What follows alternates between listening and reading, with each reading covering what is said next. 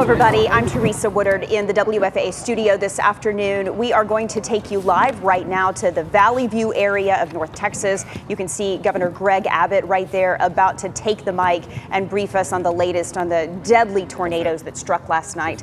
Let's go ahead and listen in as Texas Governor Greg Abbott briefs us.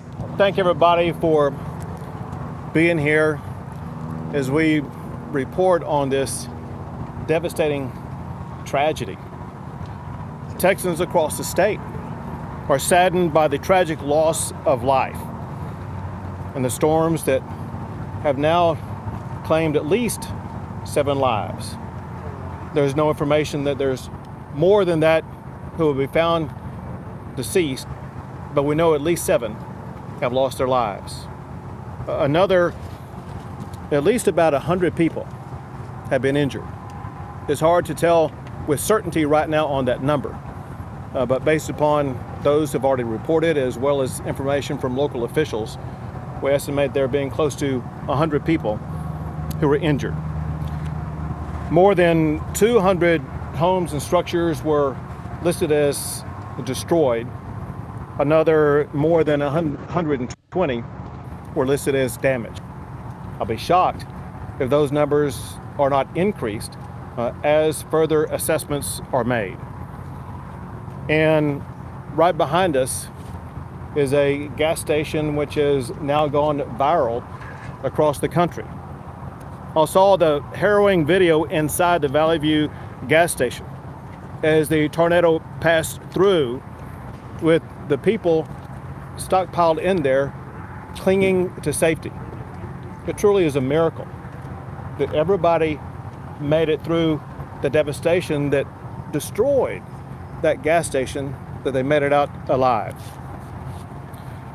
Candidly, it's been a harrowing week with lives lost, property reduced to rubble. The hopes and dreams of Texas families and small businesses have literally been crushed by storm after storm. This storm that we are talking about right now is a storm where the tornadic activity traversed about 50 miles. That may not include even further areas around here where there is even more damage being reported.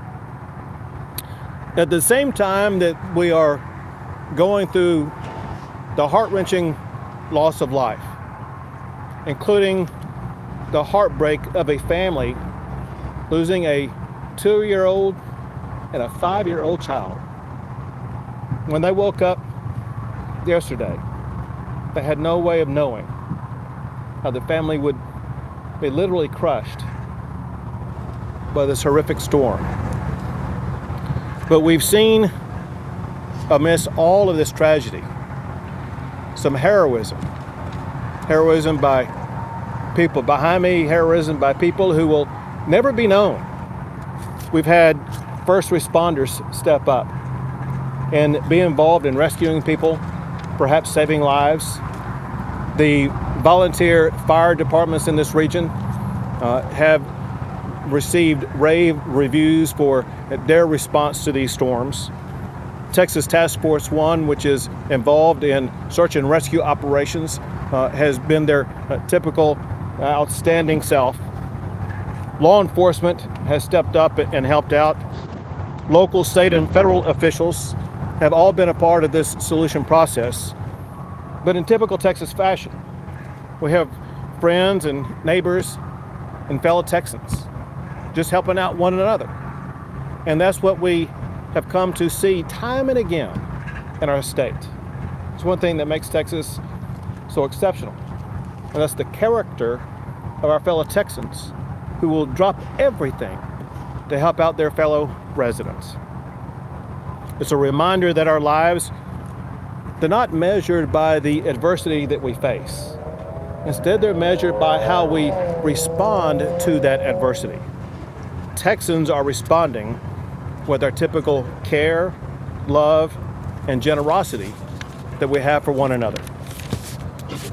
We know that it's not only this region that we're in right now that's been devastated by destructive storms. It's happened all across the state. Before today, I've already declared a disaster in 102 counties across the state. At this moment, I'm going to add 4 more counties to that count.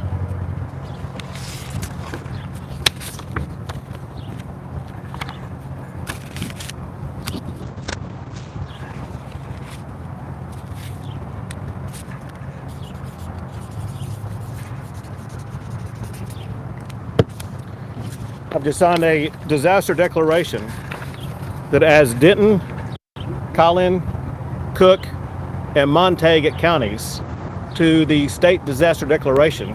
So there are now 106 Texas counties subject to a gubernatorial disaster declaration. That's more than a third of all Texas counties that are now subject to a disaster declaration. Earlier today, I spoke with the FEMA administrator. It's the second time in a week that I've spoken with her. She has pledged support to work with the state, local communities, and our residents as we go through the process of healing and recovery. I also want to thank Tony Robinson. Tony, where are you? Right here. Tony Robinson is the regional administrator for FEMA. Tony is from and lives in Denton County. We're proud to have you from Denton County, Tony, and thank you for everything that you've done. The Texas Division of Emergency Management has provided a rapid response to all of these locations around the entire state of Texas that have been affected by these storms. They've been saving and protecting lives and property. They've been assisting local governments with all of their local needs and assisting local residents with their very profound challenges. The Texas Department of Transportation has been working nonstop since this storm hit, working to clear lanes, remove debris, and provide temporary traffic signals where needed. The Texas Department of Public Safety, of course, is always involved in a response like this, ensuring that they're able to maintain safety and security on our streets and in our neighborhoods. The Texas Military Department, the Texas National Guard, they're involved in helping our local communities respond in various different ways. And the Texas Forest Service has stepped up and are helping out to clear trees as well as other debris to make sure that the debris removal process will be able to accelerate. I also want to thank some elected officials who are with us here today, including Congressman Michael Burgess, State Representatives Spiller and Stuckey, Cooke County Judge Roan, Cooke County Sheriff Sappington, Texas Division of Emergency Management Assistant Chief Kevin Starbuck. We now move into a different stage as we respond to this devastating storm. Texas will remain engaged and involved with these communities until that process is completed. The first thing we're doing, which is going on as we speak, and that is to make a final round of search and rescue operations just to see if there's anybody else out there who needs to be rescued. Then we move to full aid, support, and supplies, where people need immediate assistance. And we have great volunteer organizations that stepped up and started providing that overnight. For example, on aid and supplies, we have Valley View Methodist Church providing food and water. There may be some others providing food and water also at the same time. I would not be surprised. There is an urgent need for housing for all these people who have been displaced. Temporarily, the First Baptist Church Community Center is taking a lead in providing that, as well as the Red Cross. And very importantly, anybody, this is information that you as the media need to be a part of it in getting out, and that is anybody who's been harmed in any way by this storm. If you have insurance, you need to make sure you contact your insurance company ASAP. Get them involved in the process. The other thing is, we as a state, whether it be State of Texas Division of Emergency Management or local officials, all of us are working together on a similar project, and that is to make damage assessments. In order for Texas and this region to be able to qualify for federal assistance, we have to submit information to FEMA about the total damage assessments. I need the media to help us out by getting this website address out, and that is damage.tdem.texas.gov. That's the website you go to report any type of damage. Again, that's damage.tdem.texas.gov. Also, as you can just tell by looking around, one of our foremost tasks right now is to be involved in the debris removal process. That process will continue until we remove every last part of debris. And then we get into the rebuild phase. Again, if you have lost a home or other structure, you need to first look to your insurance company to see if you have coverage. If you do, they will be first in line to make sure you receive the money that you need to rebuild.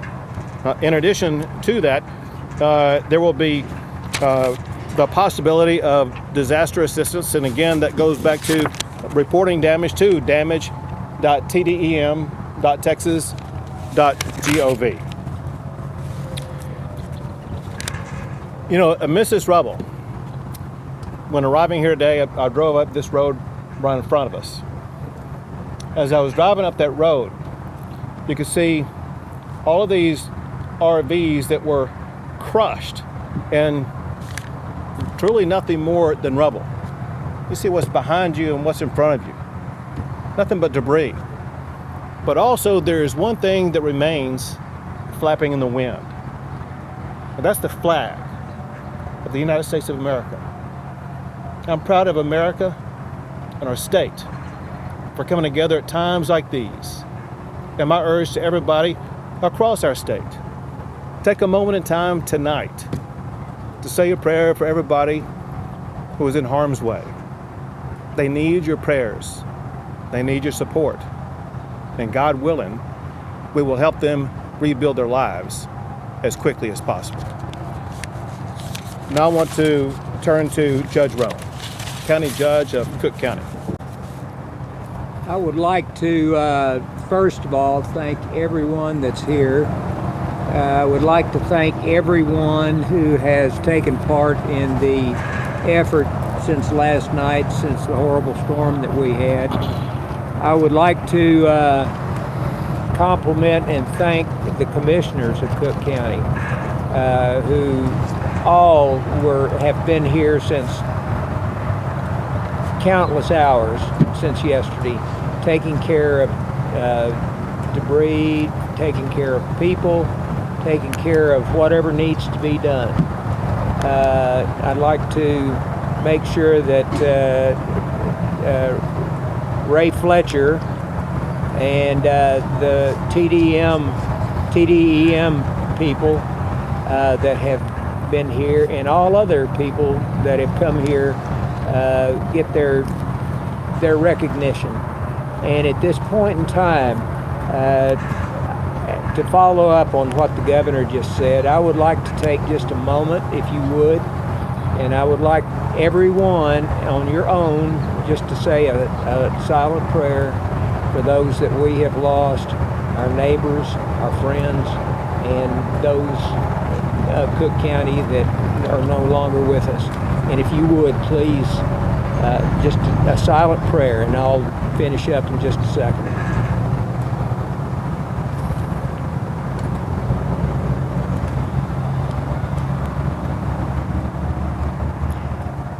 Thank you very much. Mine was much like the one I said last night when I was sitting on my house in Lee Street, watching the tornado on the radar head right straight for us. And that prayer, I think, it's the only thing that saved it from collapsing us, just like you see here today. I thank you very much, and thank everybody that's taken part in this, and the press, and everybody else. Thank you. Thank you, Judge. And now Ray Fletcher, the Cooke County Emergency Management Coordinator. Thank you, Governor. Well, we appreciate everybody being here today, and of course remembering those we've lost. But you know, the effort that takes to respond to an event like this and have a unified command where everybody shows up to help. No egos showed up. Everybody knew they had a job to do, and they were going to do whatever it took to help out and and save as many people as we could and make this environment safe. So great opportunity for everyone to work together, and they did a great job doing that. Our job continues, as you said. We'll continue with the secondary assessment now, and then tomorrow we'll start getting on the debris management issues and coordinating with all of the folks that did lose their house to try to help them find a meaningful way to gain housing again. It's no small feat, and it's going to take the entire community, as well as our volunteer organizations, the Red Cross especially, to do that. We also have a very strong agency. We call it our VOAD, or Volunteer Agencies Active in Disaster, and that's going to be a big help for us. They help mix or match the needs with the resources that are provided. And so if anybody would like to make a cash donation to help out these people who have been significantly impacted by this, you can contact the First United Bank in Gainesville and tell them you want to contribute to the VOAD Disaster Fund, and your funds will be used to specifically assist with this event.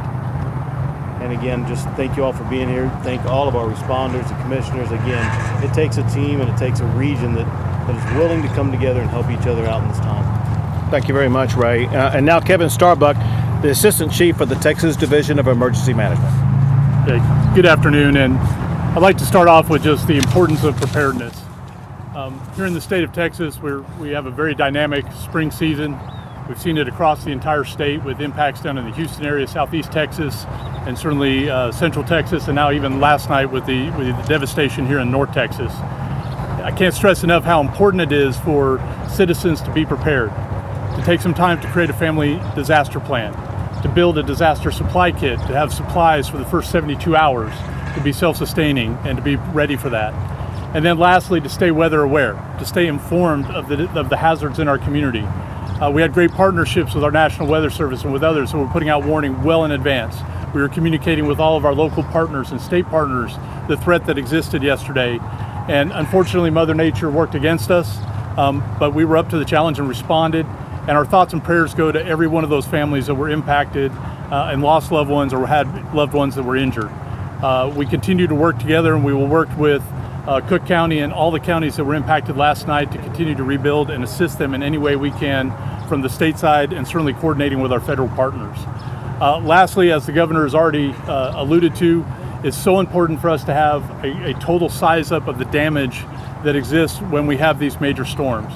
So going to our website at damage.tdem.texas.gov is so important for us to get that information reported so that we can work with our local officials, with our state and federal counterparts to ensure that we maximize the assistance that is available to those that have been impacted. I appreciate it very much, Governor. Thank you. And thank you all, and thanks to everybody working around the clock to help these communities rebuild. Are there any questions we can try to help you answer? Kevin, can you talk a little bit about the advanced warning that was given to residents of Valley View? Were the sirens activated, and how much time did they have to get to a safe place? I'm going to defer to our local county officials, because warning is a authority of our local jurisdictions. And while we certainly work with our National Weather Service partner and from a state perspective to communicate general information on the threat of weather across the area, local officials are tasked with warning systems and how they communicate warning. That particular cell, I believe, originated in Montague County well before 10 o'clock, probably around 9:30, 9:40. And as it came across the southern end, bottom edge of Montague County toward Forestburg, it had a tornado warning on it that extended into Cooke County. So Cooke County residents got a tornado warning probably 20 to 25 minutes before that storm hit the county line. Once it did come into the county, another warning was issued to specifically draw that tornado into Cooke County and provide that more warning. My understanding is the impact in the county was somewhere between 10:20 and 10:40 in last night. Mr. Hunter, can you talk a little bit about the situation that happened behind you? I think there's some conflicting reports on how many people were actually inside, what happened. Obviously, we see the devastation. So how many people actually were in the bathroom, for example? I don't know how many. I don't know how many was in any particular location. My understanding is, and as you know, driving up here, there's not a lot of structure around here to take refuge in. And so people on the interstate primarily sought refuge in this place, this AP Travel Center truck stop. And my understanding is there were approximately 125 people inside there when the tornado did hit, and that were then gotten rescued or taken out of there. Most of the vehicles, as you can see, are damaged and in a very unsafe environment right now. So until we can get in here and get this cleaned up better, and we'll try to do it as fast as we can to get them back their vehicles. Is anybody killed at this location? No. Not at this Go ahead. Governor Justin Michaels with the Weather Channel. Is there an active search ongoing right now for people who have been reported missing? So as of right now, I am told there's no one reported missing. That said, we are making one last round of searches to make sure there is no one missing. Well, Governor, of the 106 counties that have been declared as disaster areas, is that for this year as a whole? And if so, is that unusual to have that many counties declared as a disaster? So that's for this season. Yeah, there were some other things earlier, like as an example, you remember the fires that took place in the Panhandle and things like that. Doesn't count that. It's talking about because of their tornadoes and floods that Texas has seen over the past couple of weeks. What sort of monetary damage does that make in the state? Yeah, well, I'm going to break this down into two areas. Have him answer one, then I'll answer the other one, because you ask a question more important than you may know. In order for Texas to qualify for FEMA support, we have to reach a certain amount of damages. Why don't you explain how much it is and the type of damage that it is? Yes, sir. Then I'll answer the bigger question. So there are two major categories of disaster assistance that we work with our federal counterparts. The first one is what we call individual assistance, and as that alludes to, that's direct assistance to homeowners that have been impacted. Typically, that requires 800 homes, major or destroyed, that are underinsured or don't have insurance. So we have been working very closely with our federal counterparts. That is a rough number. It gives and takes a little bit, but the state of Texas has exceeded that threshold, and now we are working with our federal partners on identifying county by county pockets of damage that would qualify that county for that disaster assistance. And that opens up a lot of individual assistance directly to homeowners and individuals that have been impacted by the disaster. The second piece of it is our major disaster declaration for public assistance that is designed to rebuild public infrastructure that has been damaged or destroyed in a disaster. Very similarly, the state has a threshold, and it's based on a per capita basis, but our threshold is in excess of about $54.5 million. With this current round of disasters that began back on April 26th, the state of Texas has exceeded that threshold with the damage that occurred down in the Houston and Southeast Texas area.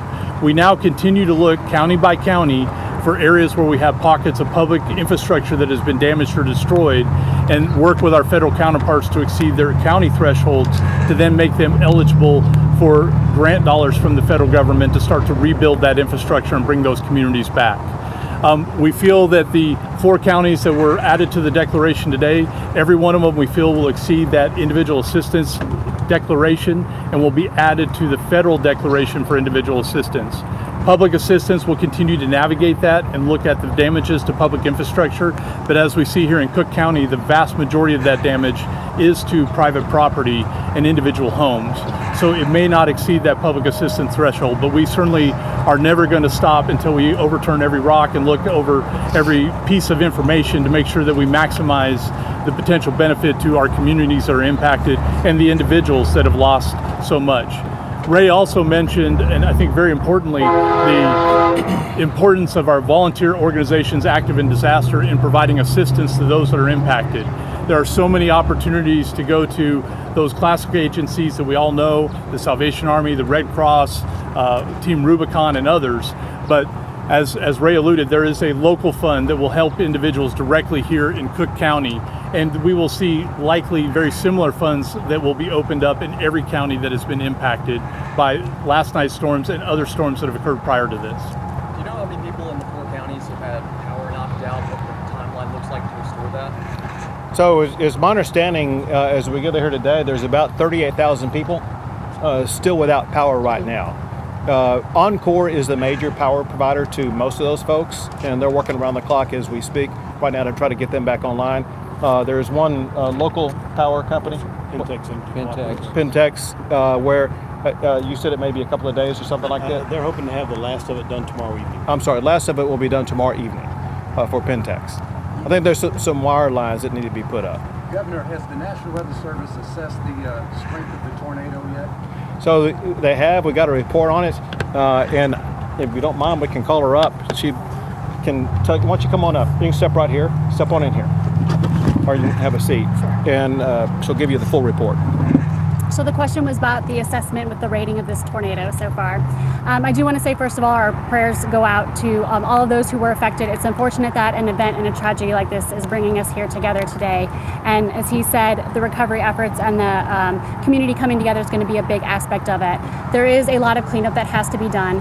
We still are not quite exactly sure how many tornadoes there have been. It's a puzzle piece we're going to have to put together as this circulation persisted and reformed a couple of times. Here in the Valley View area where we are right now is one of our highest rated areas. Right now we are rating it at a higher end EF2 with near 135 mile per hour winds.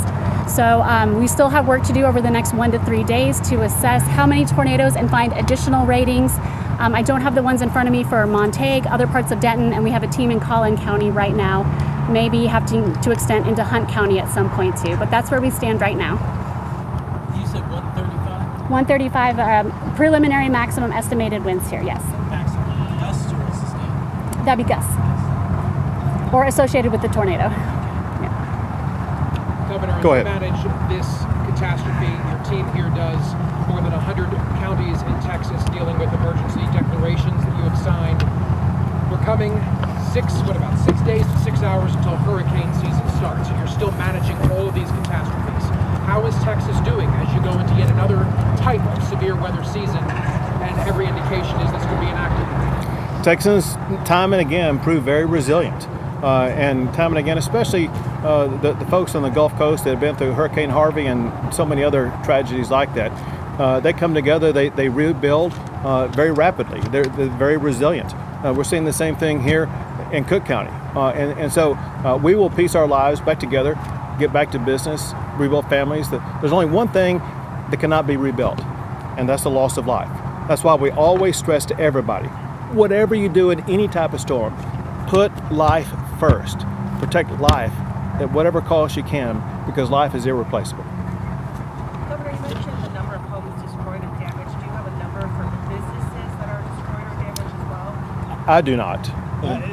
It's not a very high number at this time. Most of it was residential and rural properties. Can Okay. you repeat the number of fatalities in Cooke County? Sure. Unfortunately, there are 7 people who lost their lives. What are the ages of those? I know about the 2 and 5 year old. 2 to 72. 2 to 72. Are we expecting any more? We're not. Thank y'all very much. And this is yours to keep. Thank you, sir. Thanks, sir. All right.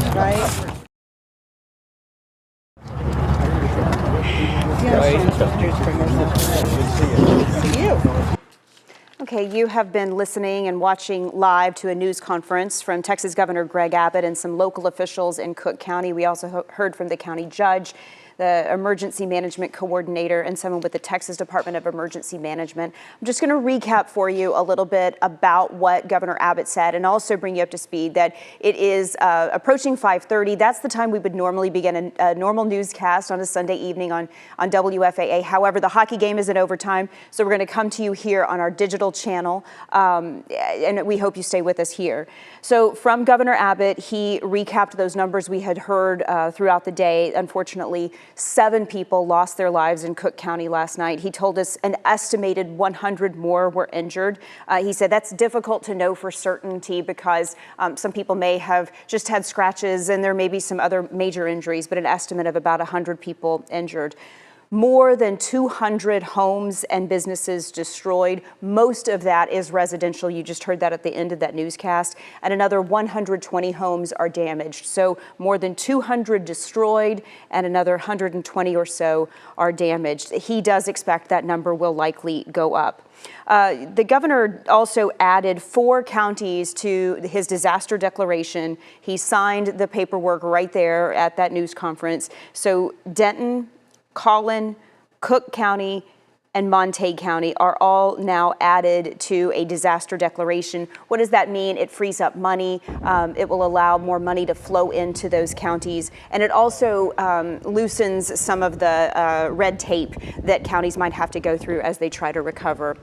The governor also said that at this moment, search and rescue is still underway. However, he reiterated multiple times that there does not appear to be anyone missing. So they are still doing a search and rescue operation across the region where this tornado outbreak occurred, but they don't expect that they will find any more victims.